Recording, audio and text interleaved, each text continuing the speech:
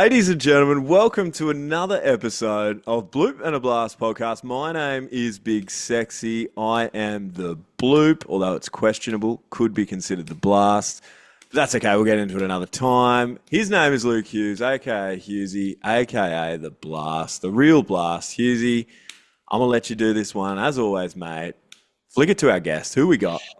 Who do we got tonight? We have got big time W Warwick Saupold on the podcast tonight, mate. Welcome to the Bloop and the Blast podcast. If you were one of them, what would you be, the Bloop or the Blast? I'd say not the Blast because I was the king of slapstick singles to right field, and then when I did try and swing hard, I dislocated my kneecap. So definitely not a Blast guy. Well, is that a true story? I was going to bring that up tonight, but go ahead, mate. Dive into it. How did you dislocate your kneecap? Well, first of all, thanks for having me, guys. I know I've had to cancel a couple of times due to parenting duties, but I am here, and we had COVID year, and we obviously didn't play in the ABL, and so I decided to go down to my local club at the time, South Perth, and have a hit and play some third base, and really enjoyed my baseball again, and find a bit of agility. And I was playing Wembley, and I was having a good day. I think it might have been 2 for 3 or something for the day, and first swing of the second game of the doubleheader, and tried to hit an absolute tank, and the ball hadn't even got to me yet. And next thing you know, I'd corkscrew myself in the ground and in absolute agony, and my dislocated my own knee. And let's be honest, I've never heard of a hitter ever dislocating their knee because they swung so hard. So definitely a first one, mate. Definitely a first. So that's nasty. And just while we're on that topic though, Saups, a few weeks back at club ball, I saw you taking some GBs at third base, and I thought to myself, man's doing pretty well for a pitcher, right? I didn't expect, and it makes sense now. Obviously, he's just an all-round athlete. He can do it all. So there you go. Well, I always got taught at a young age to just try and play the position as much as I possibly can. And Hughes, every time I came back from the US and down at heat training and stuff, they would be hitting and I'd be at shortstop and they're yelling out, "Get out of here," and stuff like that. But I'm trying to be Nomar Garcia-Parra at shortstop or Omar Vizquel, and it's just one of those things that's trying to keep agile and field your position, and something I pride myself on over my career. It's probably one of those things, diving deeper into that, like seeing the Japanese work out, and they've got all their, I don't know what it was like in Korea, mate, and we'll touch base on that throughout tonight's podcast, but all those pitchers used to go in the outfield and shag balls and actually properly shag them, and properly take ground balls. And I think it's huge for pitchers to learn athleticism, at shortstop, at third base, or whatever it is, just natural athleticism by taking a ground ball. And you did do that, mate. And that's probably why, you've been one of the best fielding one of the best fielding pitchers for our national team and for all the clubs that you played at. I pride myself in it. As I said, it's something I was taught at a young age, is just keep playing the field and stay agile. And the body changes, but if you can keep your feet moving and keep your feet underneath you, obviously he hit a bit of a roadblock when Mariano was shagging and did his ACL. We were told to calm down a little bit after that. So Mariano put a hold on, especially in pro ball pitchers shagging. But I've loved it, and I love PFPs when doing them at game speed and showing off my versatility or something like that, and making those plays that most pitchers unfortunately don't make, or hence why I take it absolutely seriously. Well, hold on, I've got something. I've got something real good on this. Right. So part of your agility training, call it fitness, was that part of the reason why you went back and played footy? And Sexy, we'll get the clip, we'll put it up here. Did you get goal of the year one year?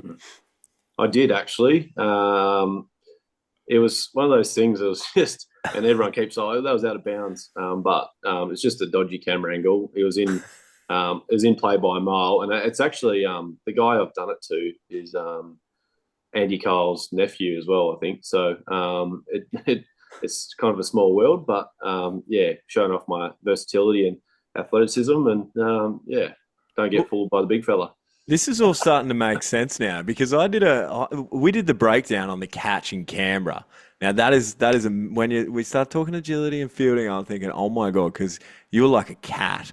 I've got some questions attached to that, but in the comments section of that, if you haven't already, go and check it out at bloop&ablast podcast on Instagram. Saups makes a hell of a catch in Canberra. On like a little pop, like it was a bunt, wasn't it? They were trying to bunt or something, and then it Yeah. just popped up between sort of more to the home plate side of that third base line, and huge diving catch, and you hit the deck pretty hard. But sorry, in the comments section, some dude was talking about some grand final footy goal or something, and I was like, I don't know about this, but things are starting to make sense. But how hard did you hit the deck, Sorps? Like you were right. Like was there anything to it, or you just all the adrenaline and just the sheer athleticism didn't bother you? Uh, I'm going to be honest here. I hate to admit it, but the next day I was actually pretty groggy and pretty unwell. Oh I right. didn't say much the next day and kept to myself because I just didn't feel well. Kind of have a little bit of headache, but just yeah, felt sick in the guts and yeah. So I think I might have done a little bit of damage, but yeah, it got by and didn't tell anyone and just kind of yeah waited for my name to be called to get in the game and pitch again and try and get a few outs. And yeah, it was during that time where we had to win. We're up against it, and we came into Canberra in last place or second last, and that's where it all changed around. That's Hughes, and we went on a bit of a roll. So yeah, sometimes it's not I wouldn't recommend it on any young athlete to hide concussion, but it just had to be, and yeah, had to go out there and help the boys.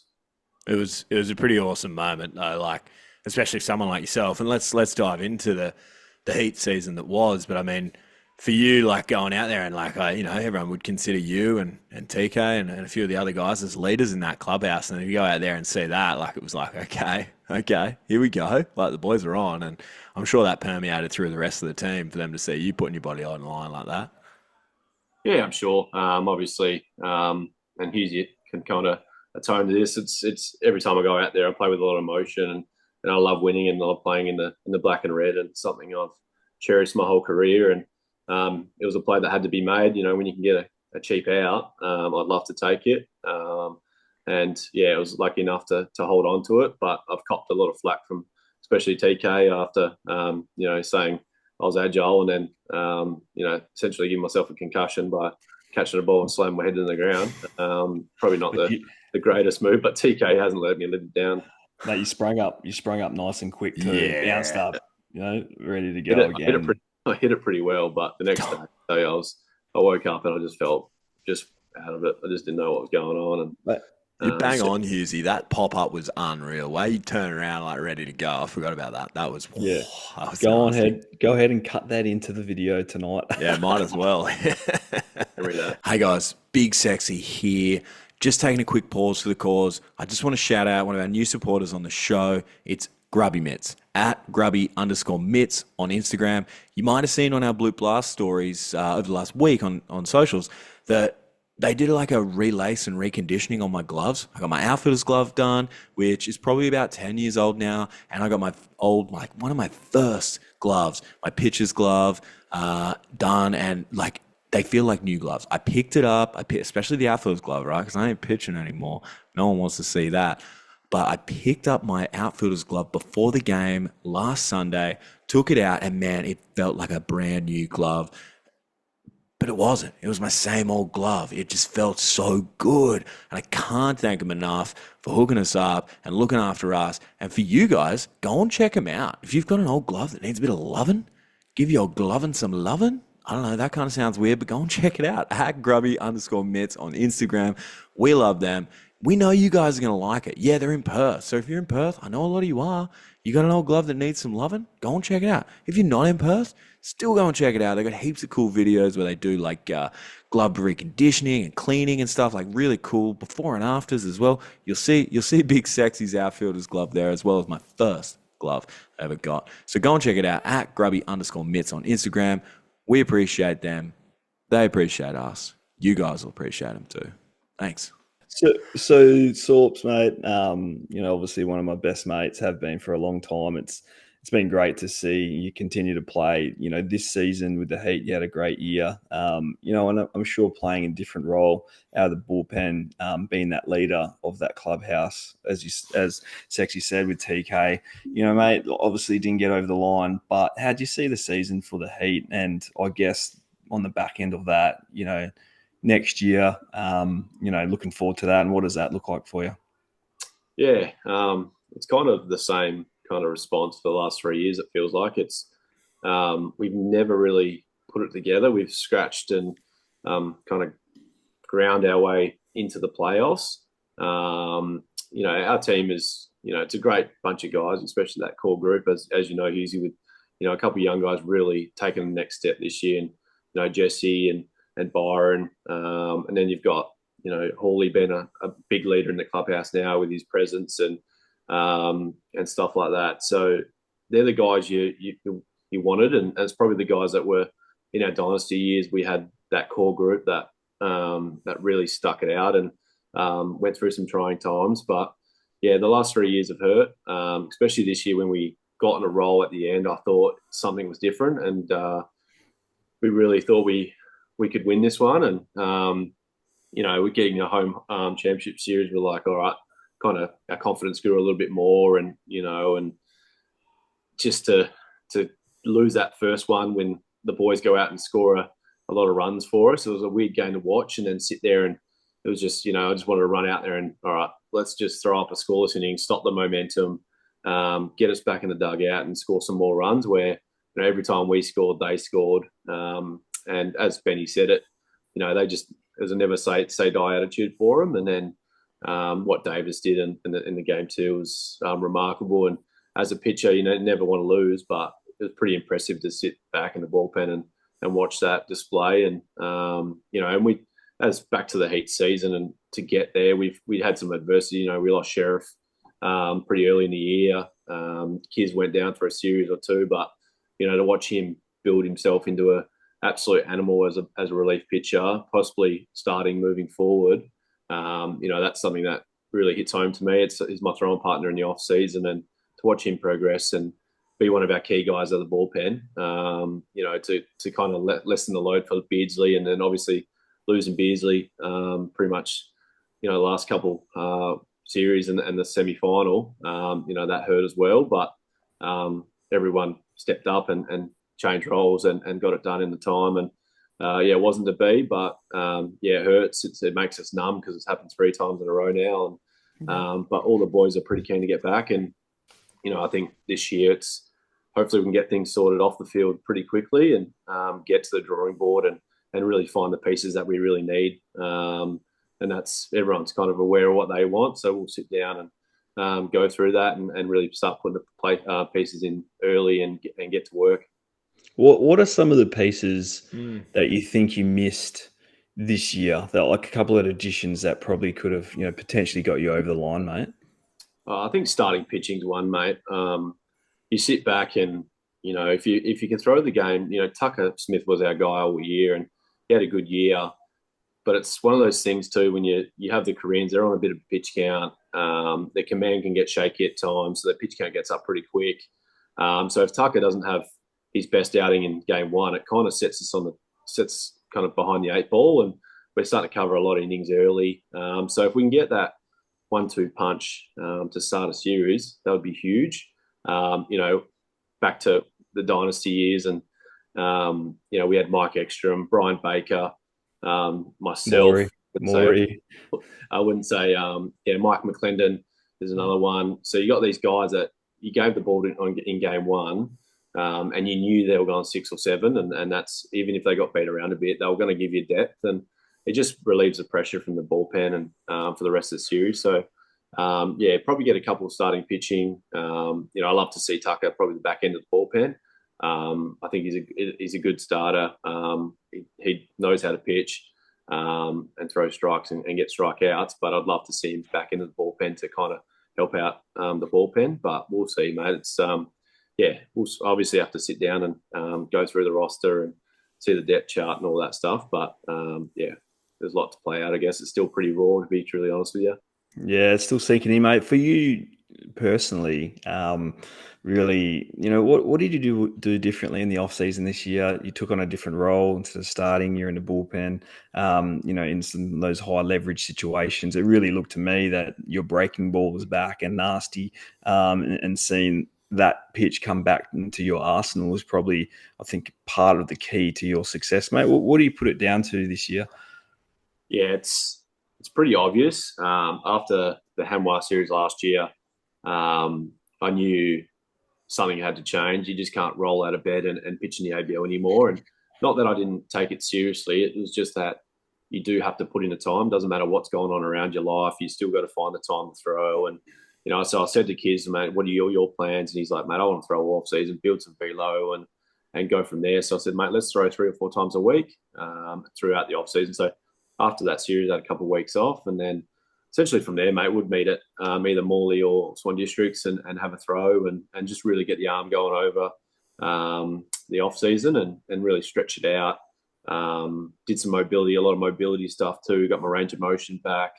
And as I said, just got into work and started the bullpens a little bit earlier, working on the breaking ball, arm slot kind of things, and just didn't rely on that muscle memory anymore because obviously your body changes over time and you get less flexible as the older you get. And I was talking to Hughesy in Melbourne and I had a bad sleep, so that my back's all tensed up and I could hardly put on my shoes over the weekend at times just because I've had a bad sleep. So, that's one thing I just don't want to have to deal with again. So working on my mobility and stuff like that is key, and just putting in the work. And it doesn't matter, as you know, I've got a young one and 15-month-old girl and wouldn't change it for the world, but you still got to put in the time. And now she's getting a little bit older, walk around. Might be a little bit easy. I can take her to the park. I can throw while she runs around and wears herself out so she can have a good night's sleep. So, once again, I'll do the same, have a few weeks off, pitch for Morley and try and win a championship there and then bring it home and have a couple of weeks off and then get it going again and really set myself up for another good ABL season and possibly another World Baseball Classic. Just out of curiosity, Saups, how early into the season did you know that you would sort of move into the bullpen? Like, at what time frame did you work or find that out? I didn't really find it out, to be truly honest. It was just one of those things. It was kind of, we played the hot hand when we had it. We didn't know what we were going to get from the Koreans. So that's an unknown. Didn't know who we were going to get, which Aussie guys were going to stand up to be counted and take their opportunity. And, we got a lot of young guys that possibly will take pretty key roles next year. And, the likes of Kiz Hall stepping in that role, he'll probably move further down and deeper in the pen or start. So he's got that ability to really be versatile. And then you got Jai Hewitt will put in the work off season. I know he's going to come back. He was unlucky to miss out in the championship series and be off that roster. But he's eager to get back out there and really be a part of that bullpen and solidify himself in the back end. And with his stuff, I think he has the capability if he puts in the work. So it was just one of those things. I was throwing the ball well. Didn't have much luck early in the year, but then kind of figured it out. And as Hughesy said, found my breaking ball and still got a lot of work to do with my cutter. And if I get that back, I'm really going to be licking my lips and really excited. But it's kind of hit or miss at the moment. So if I can get the curveball and cutter back, I'll be really happy because the change up's been there, and then just work on that fastball. And I'd love to get a few extra velo miles per hour on the velo over the off season, but we'll wait and see. I look at the squad and you look at Alex Hall, Bojo, you mentioned Jess, Byron.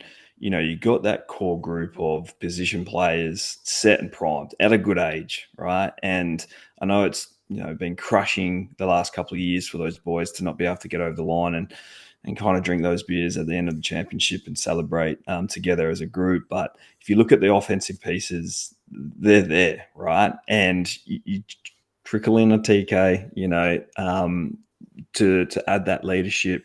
I'll look at the lineup; it's set, and those guys hit in the heart of that lineup.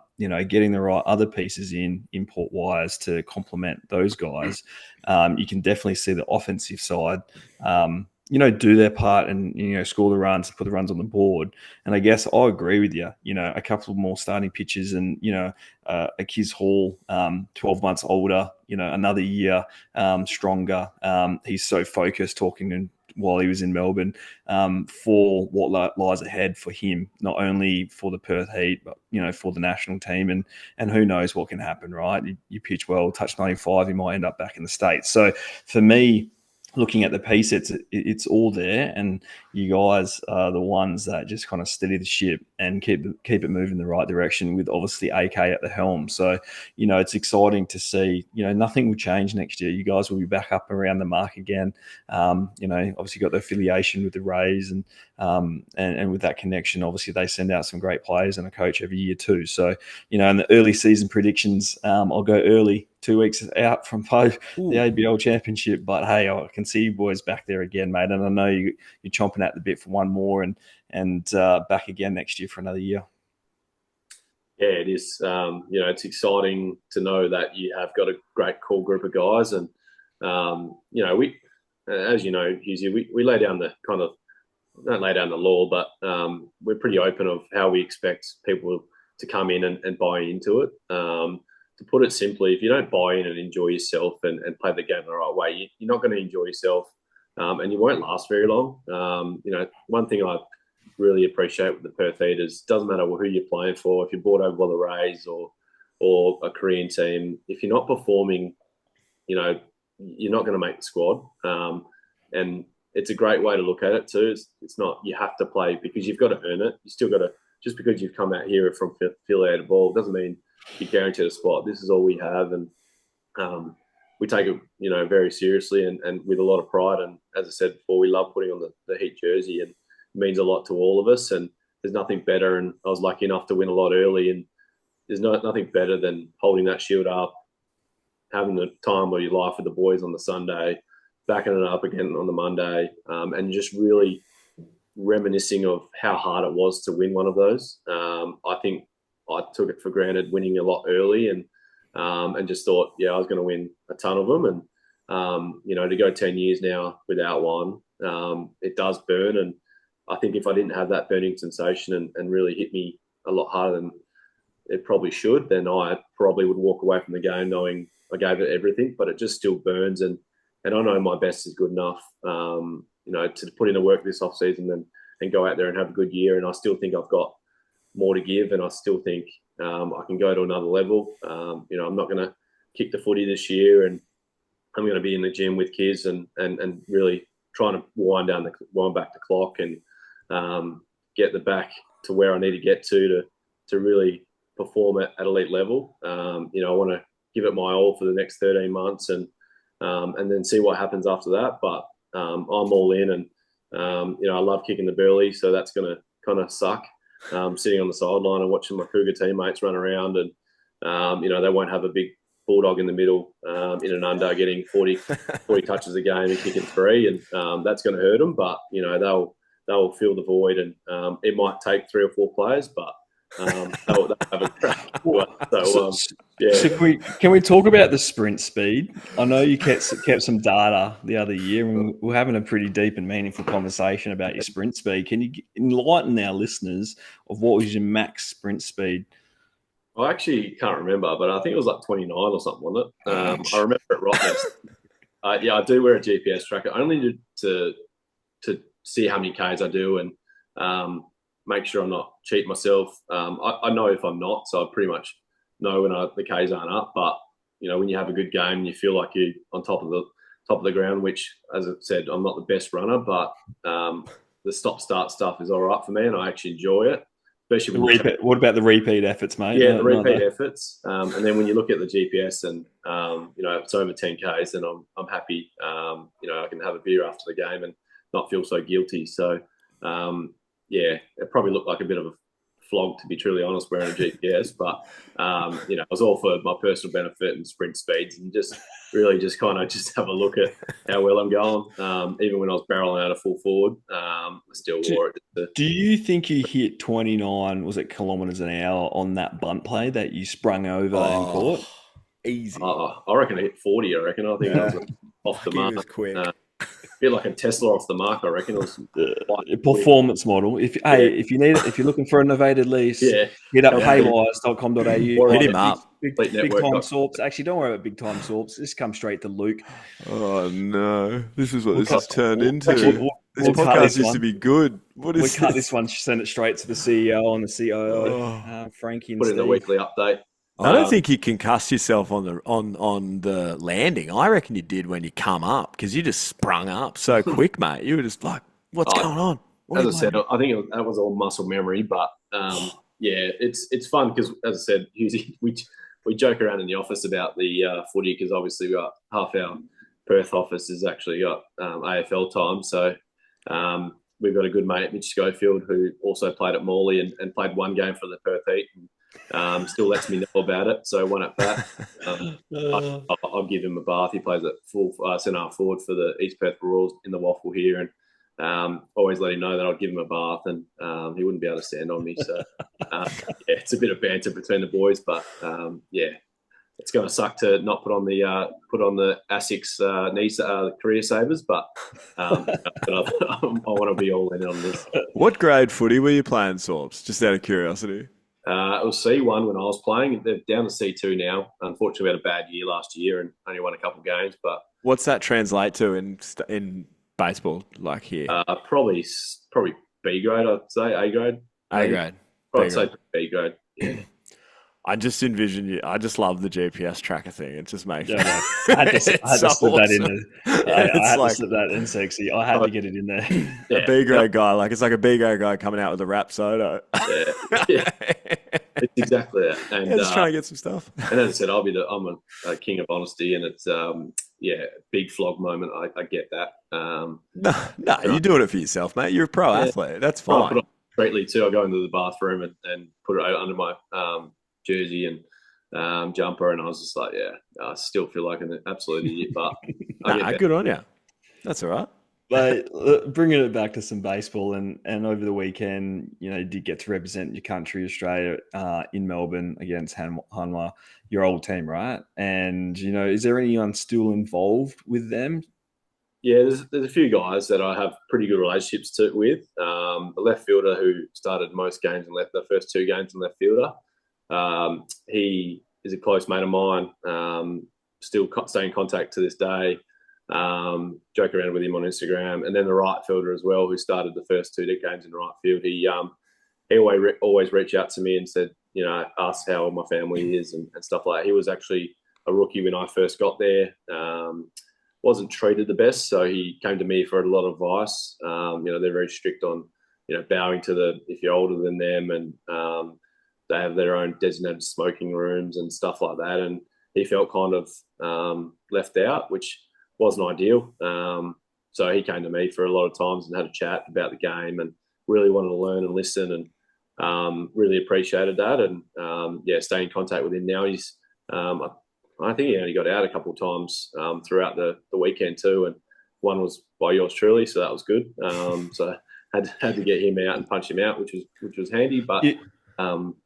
But you had some obviously pitch in the big leagues with the Tigers, right? Went across the career, played over there for a few years, right? And some of your best work I've ever seen came from behind the camera or in front of the camera over there in Korea. And look, sexy, I'm sorry for making you do this, but you gotta go check out some of these clips of Saups over there in Korea. Amazing, mate. Doing what? What was he doing? Just in interviews? Was he just Go ahead, sexy. Break it back. Go ahead, Saups. It's a bit of everything, mate.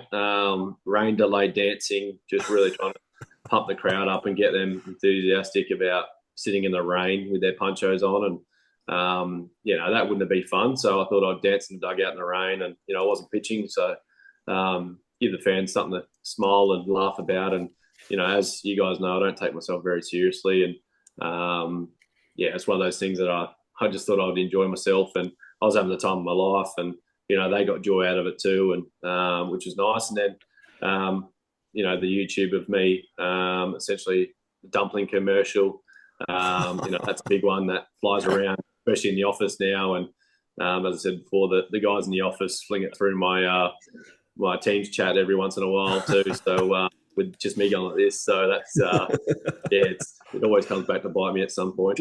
Did you take your Saups dance move, the dance around the cup? Did you introduce that to a few of the lads in Korea? Yeah, it did. There was no beers involved. It was just the water filling up with just rain. So it was less exciting, and it wasn't at the Claremont Hotel. Late at night. So definitely the vibes weren't the same. But I showed them some of the good dance moves I have in my kit bag. I've got to scour the internet now. I've got to Yes, crawl in. Yes, you do. Thanks for making this. You're welcome. Dance moves in my time. I stole the Guns in the Holsters by Disco, Mitch Graham. Yeah. So that gets floated around still to this day if I have a night out. So if you see me on the dance floor, you might see the Guns in the Holsters. Trademarked by Disco, Mitch Graham. Yeah. They fly around all the time. So, yeah, can't complain. So bringing it back to baseball, if we have to, don't want to really. This is way more fun. But the weekend just gone right with Team Australia. You know, a lot of new faces came into the squad this time. Looked like Dingo was, trying to see some new guys. A few of the, I guess, older heads offensively weren't there. Pitching was always tough through this time. But seeing both the Wells boys back out there and with Team Australia was fantastic. You mate, like, what do you? Like, where's the direction going, and what do you see? I guess, happening with the national team moving forward over the next, 4 to 8 years leading into the Olympics? And I think it's in a great place. That series kind of, you could see the energy kind of lift. Not to say that the older guys didn't have the energy, but it's just a new lease on life for some of these young guys, get their opportunity, they're up and about. It's just fun to watch, especially the lineup. And as you said, the Wells boys, they're great blokes too when you get to meet them, and a lot of interests throughout that group with the same likes when love having a punt on the horses or sport, footy, multis and stuff like that. So gamble responsibly, kids, but it's something that flies around, and watching those guys do what they did, and I was lucky enough to be on the good end of what Lockie Wells did in that first final and in the semi-final this year, and throw a complete game. And I love watching that, as I did like watching the Evans Davis in the championship series. To go out there and one blemish, a home run, and lose a game and throw in a complete game in 90-something pitches.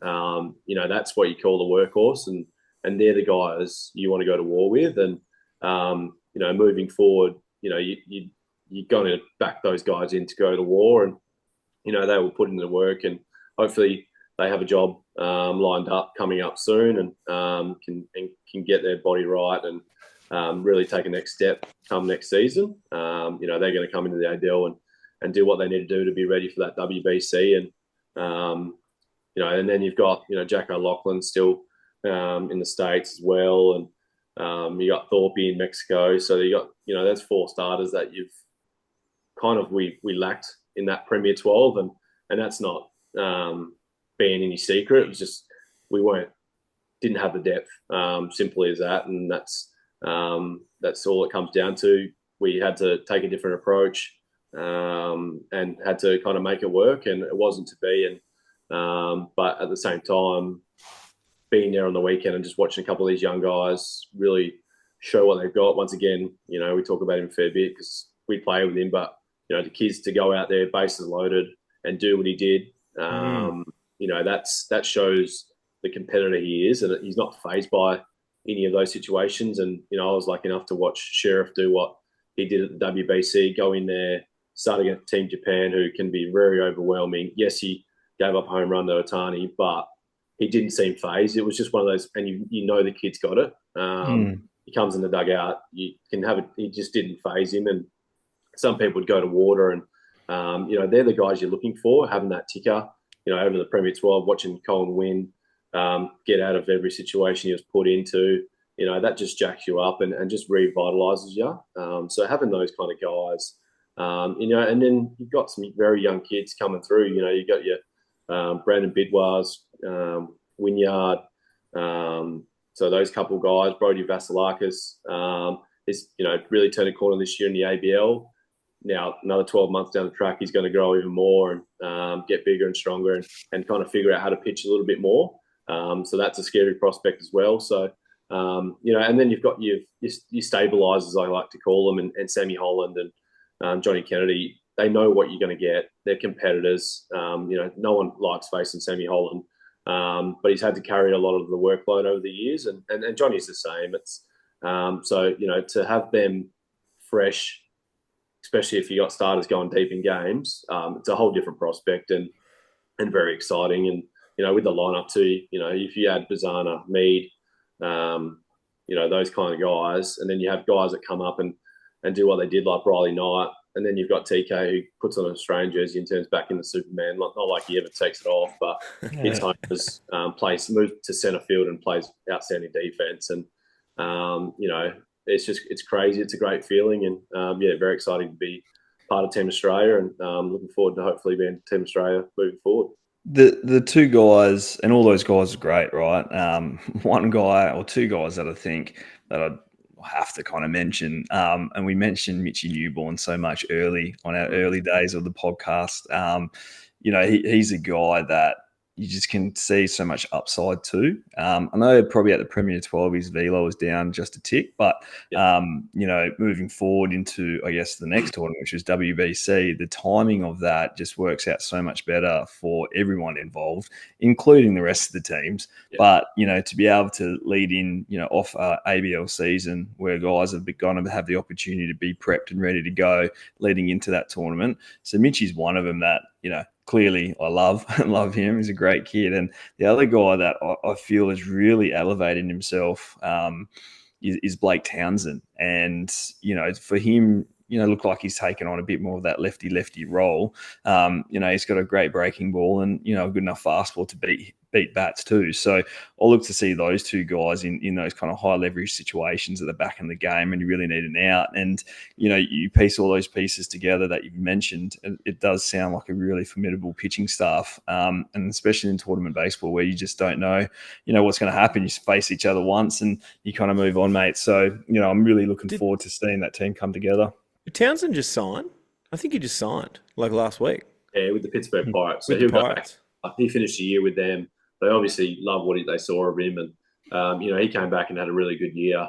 And as I said, as Lukey said, it's 12 months down the track. It's exciting. It's great to have this competition for spots. As it's always been, it's such a privilege to play on an Australian team, and it's not automatic. We had those meetings in Melbourne this last weekend, and no one that was there that weekend is guaranteed a spot, myself and Tim included. And being the captains of the team, it doesn't guarantee a spot. You still got to work for it. You still got to be in good shape.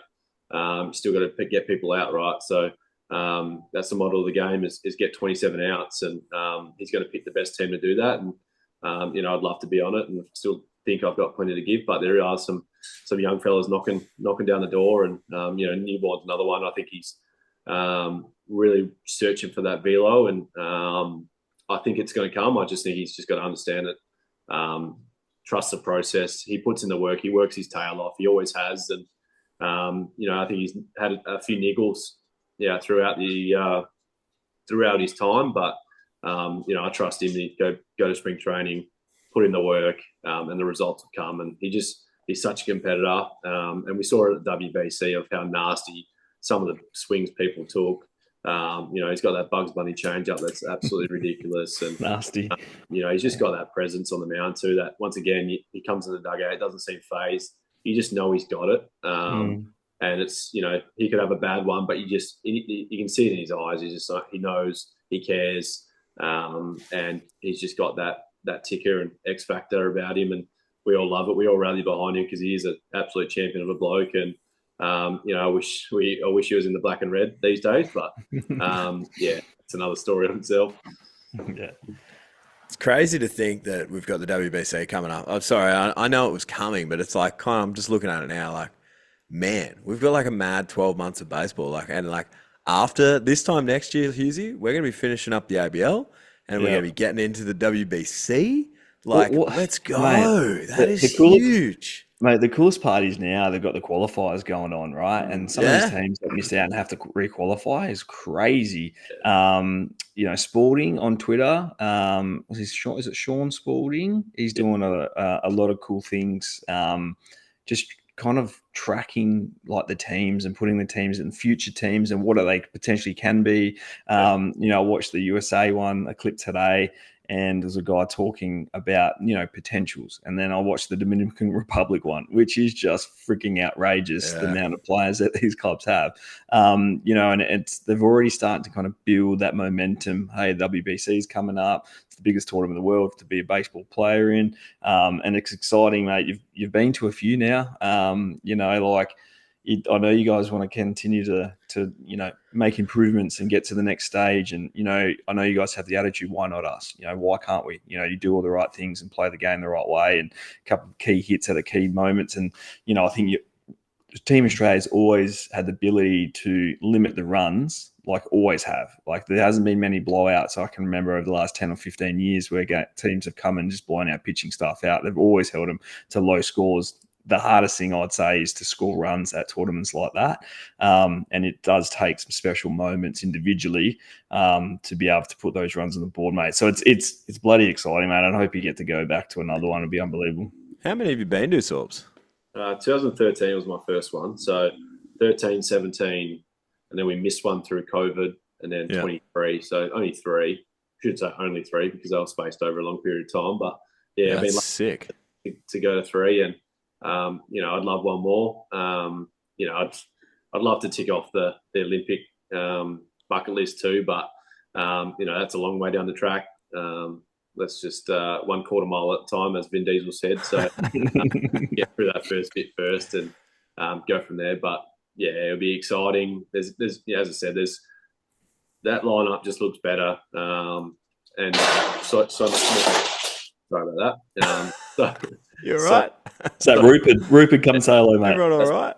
Dog. Nice. Coming in the back door, but with Bazana, Mead, it just does get really threatening. And then you've got some guys with some speed. Joe Stevens come along. I love his bat.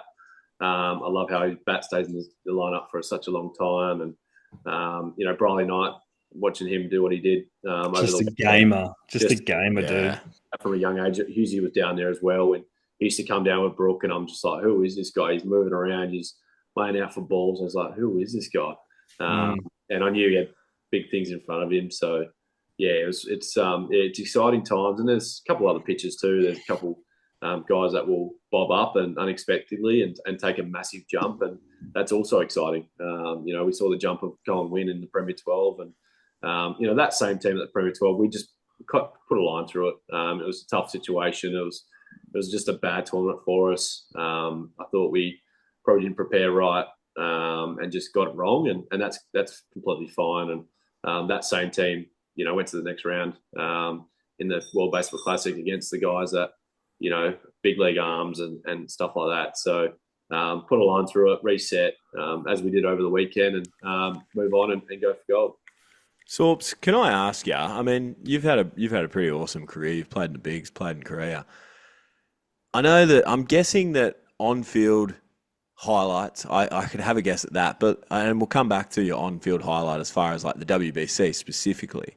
Yeah. But what would be one of the like off-field or like coolest things you saw at one of those WBCs? Is there any and not trying to dish any dirt on anyone, and it's not a loaded question. I'm just thinking like, what was one of those things out of WBC like, oh, whoa, we're here, we're on? Was there anything like that you remember? I didn't personally, but I know the last WBC guys urinated next to Otani, so they were pretty about that. So, sorry, what? Yeah, you heard that right. No, I didn't hear this. They urinated next to him. They went to the old urinal at the same time, and okay. They come back into the clubhouse just absolutely pumped and charged, and I was like, Jesus Christ, boys! He would have given him the old cap tip. He's human too, guys. Relax. To be on the same field as him, he's a one-generational player. He's like the real Babe, like the modern Babe Ruth. He throws 100, hits absolute tanks. Pretty good looking rooster.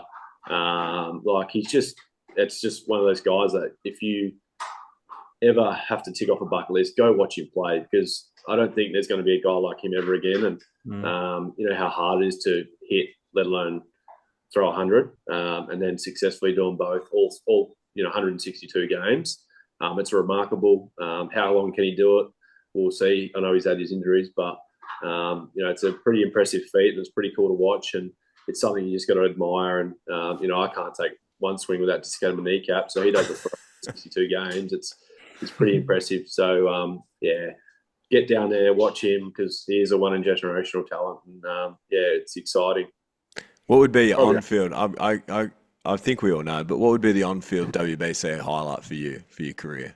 Personally, probably bases loaded jam against Cuba. Threw a curveball.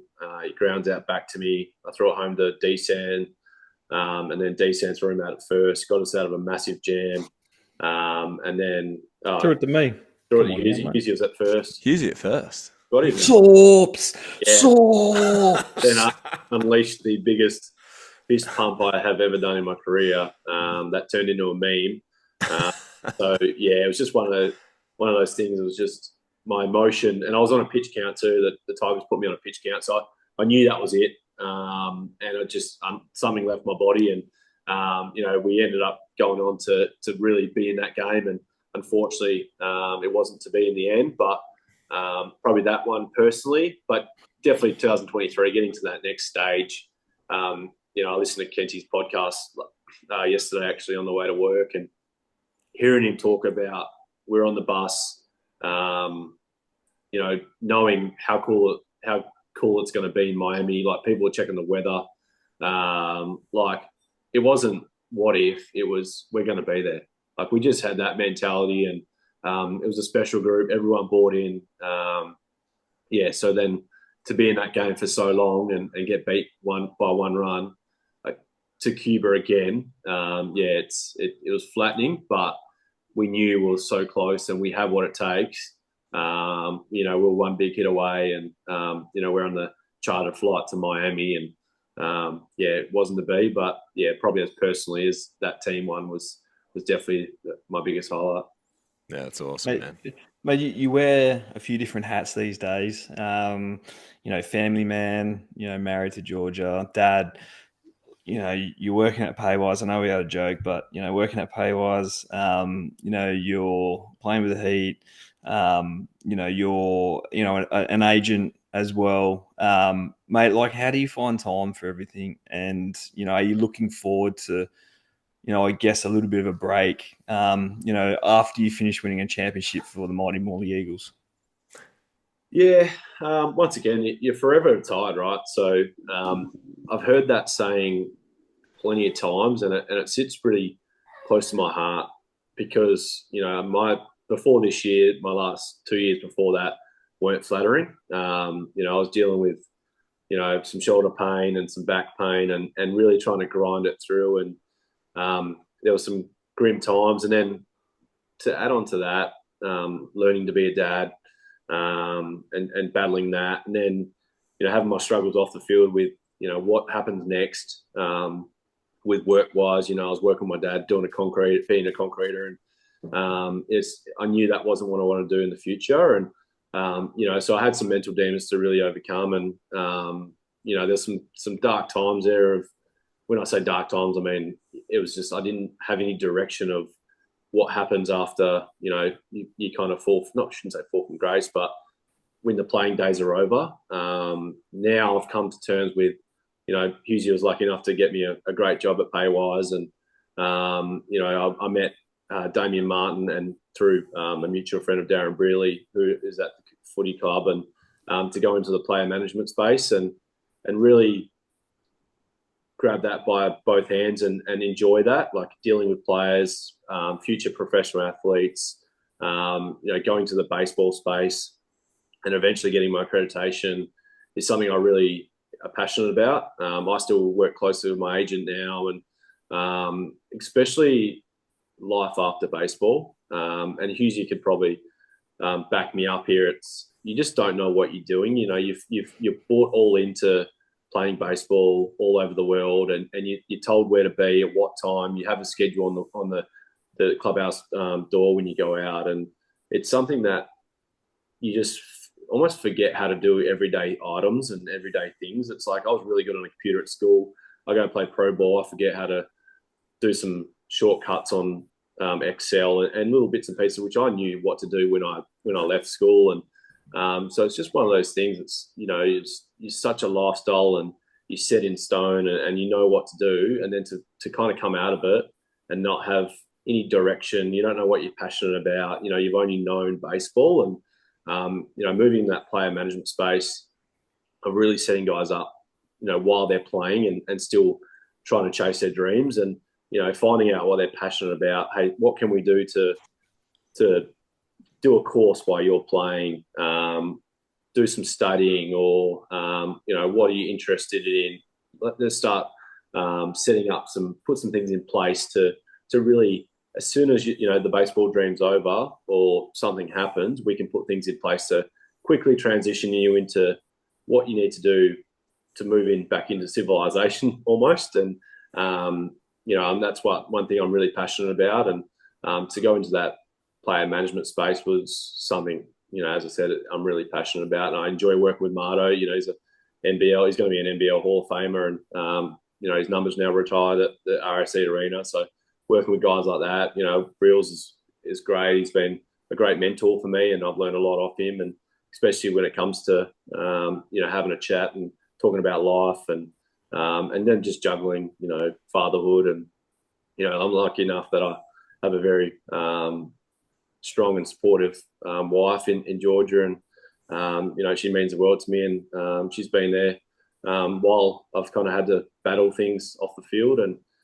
you know, it's not all sunshine and lollipops. It's, you know, you get home when things aren't going well and you see a Facebook comment saying Warwick's washed up or whatever it may be. And, you know, it does hit home and you try not to reply to it because you know how much you've given to the game and how much you've still got to give.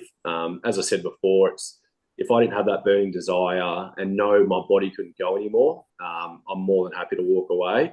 But right now, I know I've got more to give on the field, ability-wise, and that fire still burns. And it probably it started burning real deep halfway during the year when things were going well, and I felt like I found some things, and so yeah, it kind of rejuvenated me and kind of kicked my butt, and you know, and it all stemmed from the Premier 12 and having that conversation of all people, Robbie Glendenning, because you're normally having those conversations with him, but you know, he kind of slapped me on the back and said, "Mate, you just look like you're trying to search for things out there, and just go back to the Wazza of old and just show the emotion and pitch with emotion and pitch with intent." And it wasn't even anything mechanical. It was just go out there and show your emotion and be you. It's like you want to give up people. You want to give people hits these days, and like as a joke, but you know, it didn't.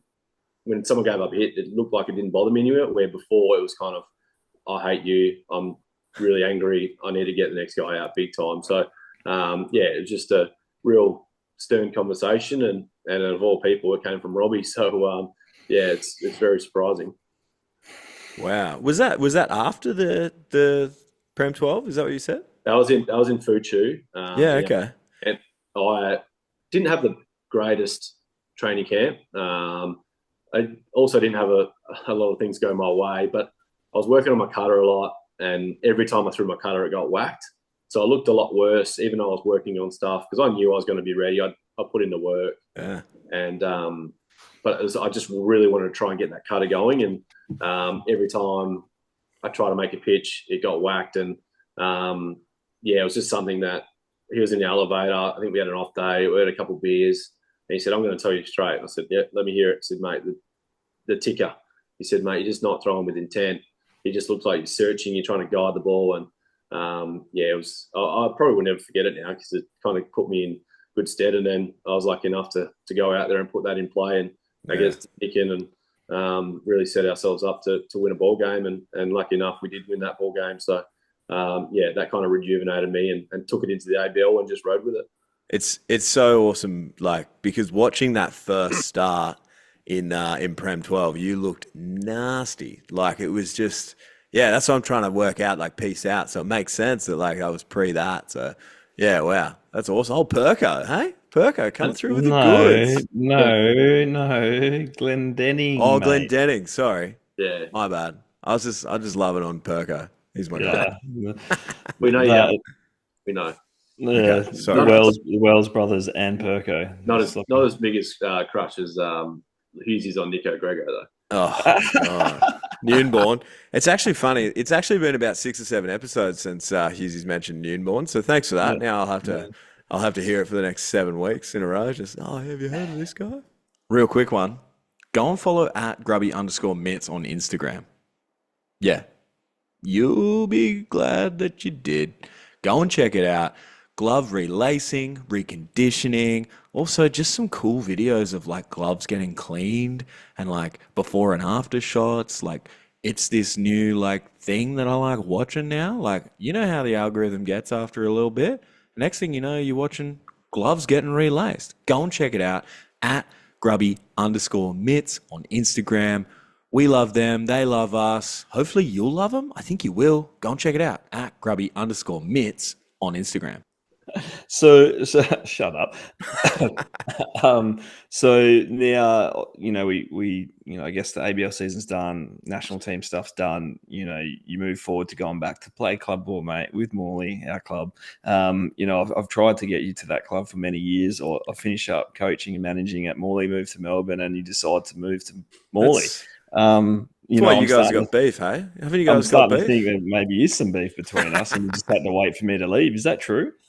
That's completely false. If I had beef with you, mate, I wouldn't come and see you on a Thursday night in Melbourne. But no, it was.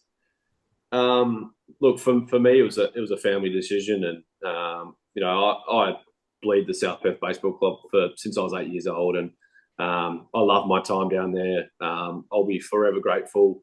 As my second family. I do get a bit emotional when I talk about it. I was running around and I had that many people look after me, and Casey Hewitt there and Kyle Lee down Scarterfield and all those guys down there. They helped me throughout my career, and then I had the guidance of your Kelly brothers, Steve Kirkham, Scotty Mitch, Stewie Scott giving me a hard time at times, Michael McGowan pulling me in line. Then you got the Hewitt brothers, and for Jason Scott to really close to with them to this day. So it was just one of those things that I'll forever be grateful for the Cubbies. And but for me, we're in the process of looking at building probably closer to central Perth, and it wasn't to be. So we stayed out in the Swan Valley and building pretty much 300 metres away from our house now, and which means it's 8 minutes to Morley. So it's already 30 minutes to get to Baseball Park for heat training, and by the time you go through down Grayson Highway, it was almost 40 minutes to get to South Perth. So I was losing hours in the car, and with a young family now, it's too much toll on the wife. And we get down to Morley now, and I can get there in 8 minutes. I get home in 8 minutes. I can be home to put Sophia to bed and cook dinner and stuff like that. So what? Cook dinner? Come on now. Yeah, I'm a chef, mate. I might need to check. Might need to check with Georgia on that one. I'm a chef, mate. I actually cooked tonight. I cooked the steaks, so make sure they're absolutely pristine. She overcooked them. Georgia tried to take over tonight, and I just told her, "Bub, let's go." It's my place. Big time chefs here. She understood the assignment. So, but yeah, as I said, I love my time at Morley at the moment. It's different. Still doesn't seem right. We're in the Morley jersey, but it's getting more fun every day. And down there Tuesday night with the guys, and it's lucky enough that I played with Kizzer at Swan at South Perth, and to have him there now, and then obviously our close mates in Bono and Singy and Millie and Corey and all those guys down there, and then my brother-in-law. That's the big thing. And I really wanted to play with Matt for a couple of years, and be around him. And, I'm lucky enough to finally see him walk down the aisle next week with my sister. So, that's exciting times as well. And, Matt, as Hughesy will know, Matt was my personal catcher for a few years there down there at South Perth. He would catch the Sunday day game for me. And, so, yeah, really wanted to spend some time with him and play with him. So, and then obviously Mitch Graham reached out too and wanted to get the band back together. Hughesy would know what the band would mean, the band of brothers that we used to, after every win, spend a bit of extra time singing and dancing in the showers. So, we got the band back together to give it one last crack and, enjoy our baseball. And, our wives all hang out together as well. So it just makes it easier. We've all got kids now and they'll socialise together. So, yeah, it just makes sense. Mate, I played 24 years of state league with Morley. Never won a championship. Lost so many. I can't even remember how many I lost down there at Morley. You're going to roll in there first year, throw friggin' 6 innings all season, and win a championship. And I will never be able to hear the end of this. I'm just going to sit back and cop it forever. It took you 1 year. Well, I'll just say something. I'll say something as well. Also, Hughesy, please don't say that. Please don't say anything like that again. Let's just get through it before you start making these predictions. I'll throw them out there, mate. And talking about State League Baseball, I got a message on Sunday night, and somebody is now a career 500 hitter for Morley Eagles State League Club. Thanks, guys. This is correct, mate. 1 for 2. You got picked up your first State League night. Is that a carton? That is a carton of beer at Morley, just to let you know. Yes, it is. I got it, mate. I got it. You didn't put it in the podcast, yeah? When you're as old as I am, I haven't had a good career like you, mate. All right? You've gone and done, mate, you've gone and done things. Not great. I haven't spectacular. Actually, hang on. Saups, some of us don't have baseball careers. Let's be real, all right? Did a few people get hurt on the weekend, did they? Sexy? I don't know. I don't know what happened. Yeah, actually, true. There was a fair few guys not there, but hey. Few blokes get lost at Midland Gate on the way to Swans. Massive. But hey, the boys gave me a shot and I sat around and I pinch hit and your boy here got a hit. So I just wanted to bring that up for you, Luke. Hey, Dan. Sorry, no, I haven't. No funds exchanged. No funds exchanged. Probably just thought, man, this old guy keeps hanging around. I've got to get rid of him. I was going to say that. If you just hang around long enough, you get in that bat. Well, to be honest, I hadn't been, but he asked me to sit. So I was like, okay, man, absolutely love to. Can we get an average update in the twos, in the Magoos? What are we up to now? I'm only hitting 350. The streak's dead. Sorry, guys. Oh, what happened? You were hot there for a while. I was on a 10-game hit streak. 3 of those last 3 games were multi-hit, but that's all right. Who's counting? Yeah. Hey, Hughesy. When I went down to club ball, just before the series, I reckon, went down and just got my throwing in and ended up I went on a shag for the boys and was out in the outfield and I was watching Sexy hit and he comes out to the outfield and I thought, now I get why they call you the Blues because you're just hitting absolutely filet mignons down to left field. And I was like, can you pull the ball at least once? And he's just like, no, I got no power. So I'm yelling out from the outfield. He pulls one and it just makes it over second base. So I was like, is that all you got? Yeah. Then he proceeds to come out to the outfield. And he's obviously got the premium version of Game Changer. Definitely. Because he's he's on a 3-game multi-hit streak. Yeah, I told him. How good he was.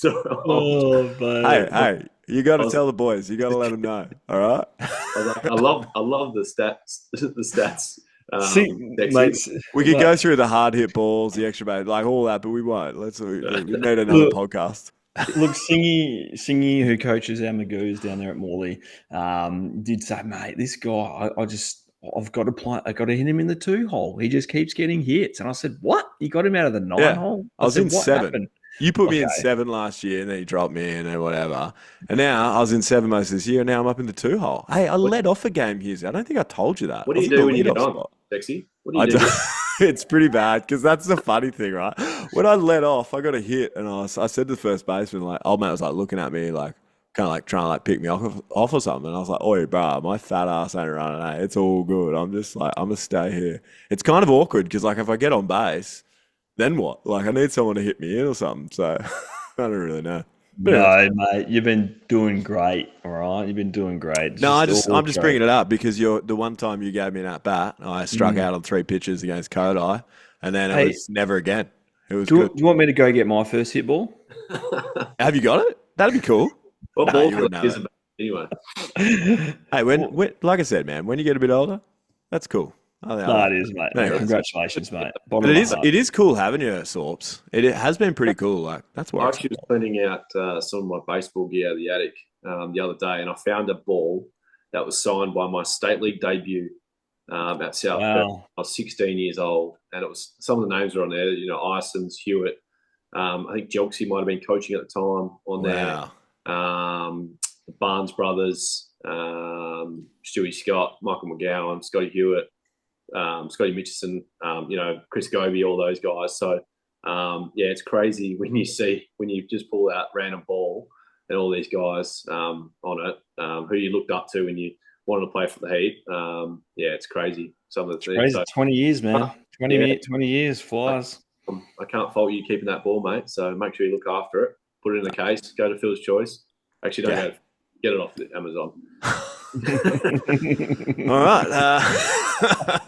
All right, I will. No, it's funny. And sorry, like I know it's just how like it's fun. It's kind of cool. Also, too, in that Kenty episode, we were talking about club ball, and it's like club ball is this like special thing. Like and like even Kenty gave me the vibes of like how much club ball meant to him, and you talking about it there. And like I mean, for me, I haven't had the career like you guys have, but like for me, it's like I was at home recently this last week, and my mum and dad are in the process of moving stuff around, and she's like, "What's this baseball?" And it was in like a case. It had nothing on it. I said, "Yeah, that's my first Lismore A grade hit. Yep, you beauty." And like, still got it, mate. Like, You bring it back, bring it home, bring it back to no, Perth? no. I thought, no.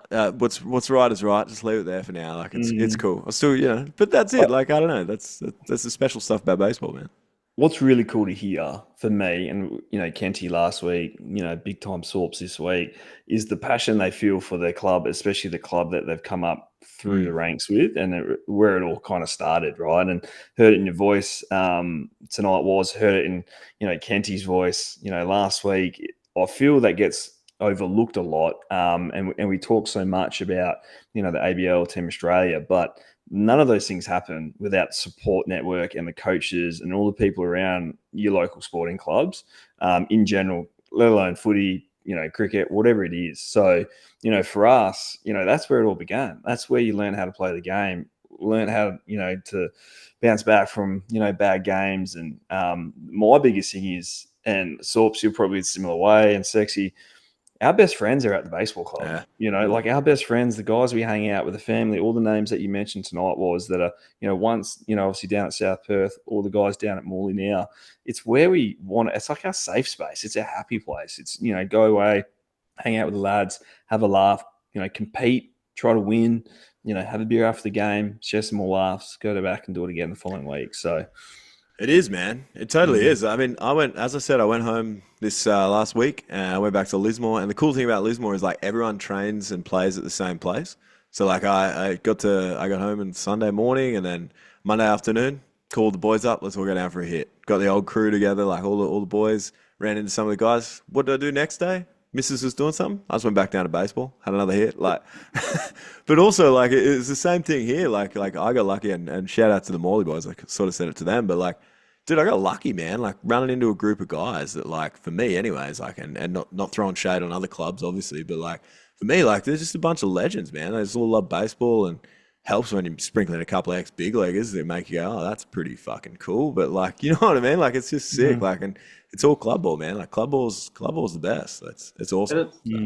For me too, and Hughesy understands this really well as well because he was in the same program. It stems from a young age, and and I probably do get really emotional when I talk about Don Kyle and what he did for WA baseball and kind of the seeds he planted. And really, I mean, if it wasn't for Don Kyle, WA baseball wouldn't be where it is or what it has done. And I don't think there's ever going to be a time where we really appreciate that. And anyone that wasn't a part of those programs understands that. The way he taught the game, the way you think about it. I remember his first meeting, cleaners day at the West Australian Institute of Sport in Mount Claremont. Your number one priority is not to play in the big leagues. Your number one priority was to put on the green and gold. And I'll never forget that. It was just one of those things where Donnie just taught the right way and how to play the game. And, to really be privileged of where you come from and what you get to do every day and what you want to accomplish in your career. And that number one was green and gold. And, and I took that personally. And that was one of my biggest goals. If I could find the notepad that I wrote back in the day, was play for Team Australia, was in big letters. And then below it was, be a major leaguer, sign a professional contract and all that, play for the Heat, play state league at club ball. And obviously it filters down. But, I was lucky enough to then go and play club ball with him. He wasn't coaching at the time. He was kind of overseeing a lot and at a lot of games and still involved. But, you ask any of those guys that were a part of those programs and we instilled that in the young generation. And a lot of those leadership qualities that we try and present to the younger generation now all come from Don Kyle. So I just don't think there's ever going to be enough said and do it justice of what he accomplished in Western Australian baseball and to look at the names that go on from that program to go play pro ball and be successful at pro ball and then be successful in the ADL. It's unmatched. It really is. And, he created that dynasty.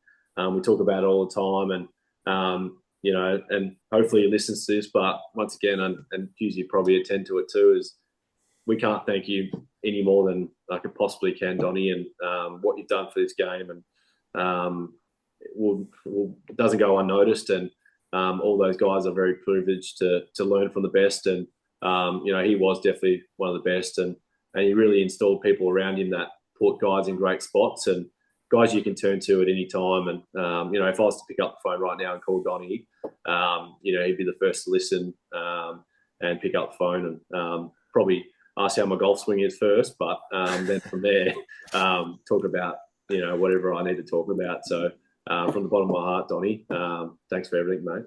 Yeah, I'll second that, mate. And there was so many young professional Australians come out of WA under his guidance. And, I always remember the boys, the lads, weddings, right? And, he meant so much to all of us that, at all the weddings, DK's there, as well as Kevin Hooker as well, right? Those two guys for me through that period of time really kind of, I guess, helped shape and form us as players and people off the field too. So, Donnie, I hands down, say it all the time about DK. Like, he put in the work for us. He was there every single day. I think we spoke about it before with AK that, he hurt his right shoulder, so he started throwing left-handed just so he could throw BP, right? Like stuff like that. It's just the amount of time and hours and effort and, work, and he instilled the work within us. So now I'll back that up, mate, for sure.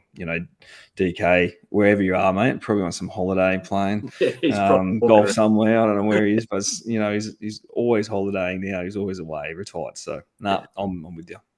It's unreal though, like and sport itself, like you guys would be the prime candidate for this. Like me asking you this is quite funny, but like, do you think like having like for you two, do you think your success in sport has translated to like other areas, like picking up like other things now, like especially in business and stuff? You're like, oh, like it's this certain level of expectation as well, I would imagine, especially making it to the big leagues. Do you think it's translated across like huge in your personal lives and business lives and stuff like that? A little bit. No, hands down, no doubt. We're very competitive people. We want the best for us, and we want us to be better every day.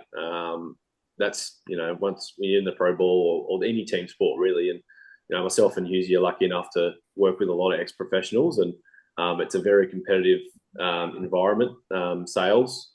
So when they give you a number you want to hit for the month or whatever it may be, you want to beat that number and some, and that's just the way it is. And it's the same as you want to go out there and put your best foot forward day in, day out. In the pro ball you do it in minor leagues, do it for 142 games, in the major leagues 162.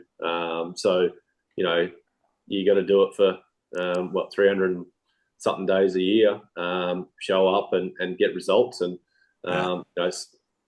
sales is a results game, and if you're not putting in the results, and doesn't look good. So and no one wants that. So yeah, to be in that industry, it's great. But at the same time, it's also a bunch of fun as well, and you've got to be laid back and love the environment. And Hughesy can amend it. We work with great people. The banter's really good.